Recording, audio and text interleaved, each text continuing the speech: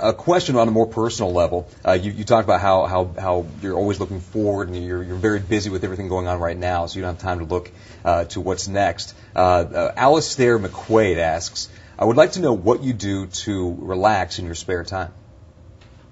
I work out in my spare time. I hang out with my family in the spare time. I really enjoy, just chatting with my kids. Finding out every night when I come home what they have done, what they've learned in school, what was interesting about the day, and talk about their plans of the future. And it's interesting when you sit down with them, how this conversation just evolves and goes in so many different directions. And it's great, when you see them being ambitious about their education, or about, one son I have, Patrick, that is very entrepreneurial, that sells already in stores his T-shirts and sweatshirts and stuff like that. And he gives 10% of the money to charity. And he will be down there at the women's conference selling thousands of T-shirts. And he has his little brother, the 13-year-old Christopher, who will be helping him. He will be his assistant. And they have been talking about it the last few days, about how they're going to sell the bracelets that they have created and all this. So it's wonderful to see that. Like my daughter, who has just come out with the book, Rock What You Got. And it's on the bestseller list already, in the New York Times bestseller list. I mean, she's only 20 years old, so it's really a great success story there. So they talk about all of their projects. So this makes me relax, because I kind of disconnect then and tune out the work and just focus on the family, and also listen to my wife, what her challenges are. And now, of course, the conversation at home is all about the women's conference, about the march, the Alzheimer's march, and about the house call, which is where they have like thousands of people that can't afford health care come down to Long Beach, and they have those volunteer doctors and nurses and everyone and assistants help these people and examine them. And, these are people that haven't been to a doctor for years and years and years.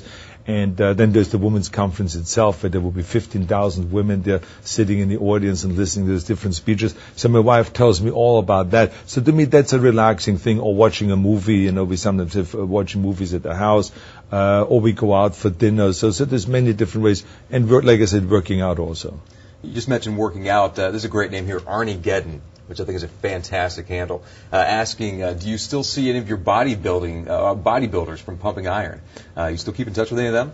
Well, obviously, since I have been organizing since 1976 the World Championships in bodybuilding in Columbus, Ohio, I see those bodybuilding champions from those days and the new champions every year, and throughout the year many times also. And so I really always enjoyed it, because I never like to, kind of leave anything behind or discontinue anything. I started with the fitness and with the bodybuilding, and I've really stayed connected with that. It makes me feel good. It is my foundation. It's where I started. It's where I got kind of self-confidence and all this, and where I started making money from that in the early days. It got me into movies. It got me into business. It got me to America. It got me everything that I have came from bodybuilding, basically, and from the sports background. So, yeah, I do stay in touch. I run into Lou Ferrigno, for instance, many times, who lives also in Santa Monica. I have Franco Colombo, who is a very, very talented chiropractor, who comes over to my house many times and adjusts people in my family, the kids or my wife or me. And, then, of course, he stays over an extra 4 hours, and we play chess to 2 o'clock in the morning, which drives my wife nuts. But that's what we do. So, I hang out with them, and I have a good communication, and I always stay in touch with the bodybuilding sport. We need to start to wrap up. So one more question from somebody who submitted one earlier today. This is from Tom Fox, the Fed coach. In your opinion, Governor, what are the essential characteristics of a successful leader? I think that, you have to be courageous. You have to be able to take risks and not be always afraid. There's a lot of politicians that are always afraid, and you see that here at the building when they deal with, laws that should you be able to cut the cow's tail off or not. or should you create a Blueberry Commission or not? So they said, wait a minute, guys, what are you doing? Why? I mean, these are all maybe interesting subjects to deal with us, but right now we have a budget problem and a crisis, and we want to stimulate the economy. Shouldn't you guys pay attention to that? But sometimes it's hard for politicians to tackle the big things and to look at the big things because it's scary for them because they may fail.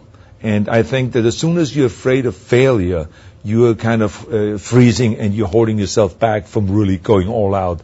And so I always believed that if you are a leader and if you want to take on a challenge like that, then you shouldn't be afraid. And courage, as I always say, political courage is not political suicide. And I've failed many times in this office here. I've had initiatives on the ballot that failed. I have tried to go and have things passed in the legislature, and it failed. But we always come back, and we come back over and over again. And I'm not afraid of failure, and I'm not also embarrassed of failure. This is just part of it. You can't win on everything.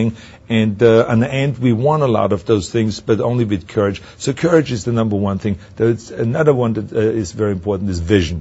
If you cannot look at and have a very clear vision of which direction the country should go, or which direction the state should go, what kind of infrastructure do you need to rebuild California? What do we need in as far as recreating our economy to create more jobs?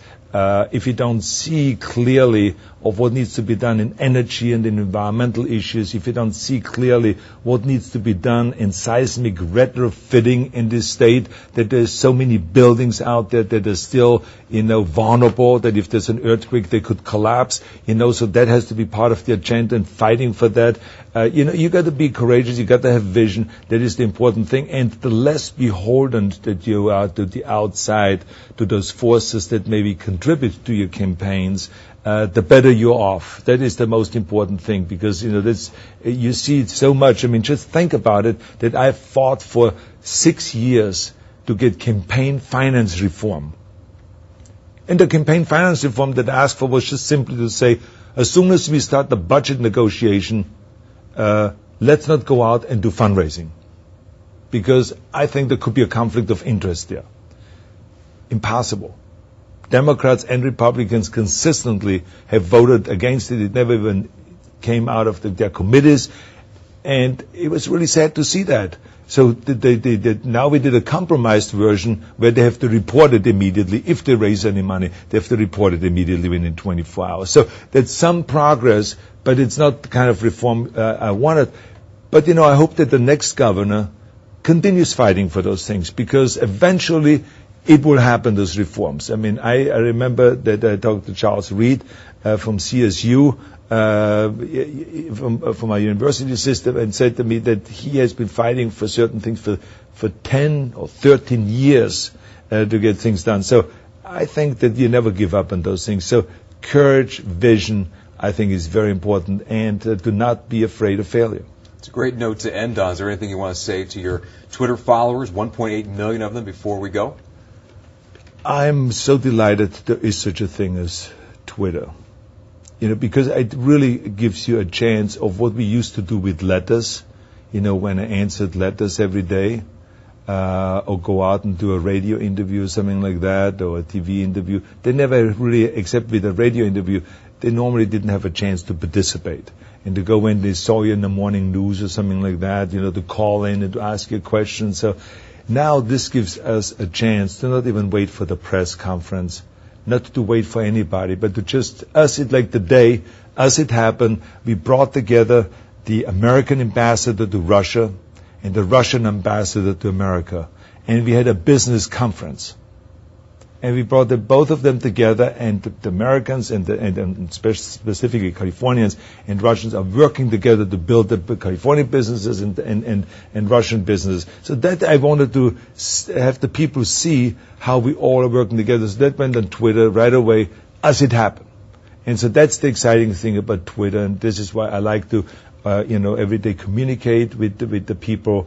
And I also like to hear from them, and I like to hear the reactions, and I always read the reactions as they come in. And so I think this is just a fun way of communicating, and it makes people like myself be much more in touch with the real people out there, and also makes them be able to be in touch with me.